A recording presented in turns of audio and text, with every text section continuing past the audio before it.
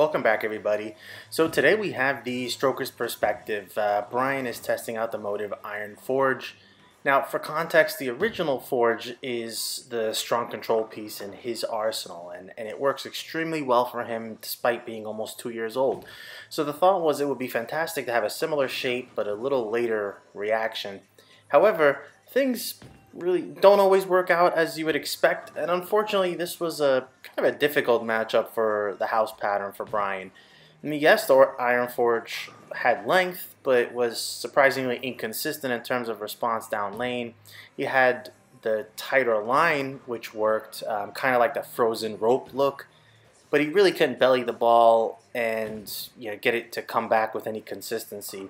He tried to push it into the friction to get a stronger response, but it just seemed to respond too slow, or I guess maybe it's a bit too strong, let's say, to do that. And if he moved right to be a little more direct, it was obvious the Iron Forge was too strong from there and just overhooked.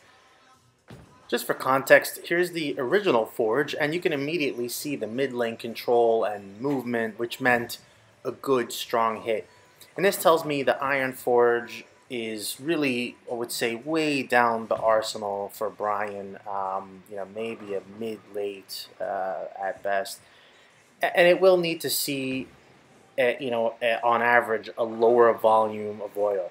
But it kind of feels like it might be a bit condition specific.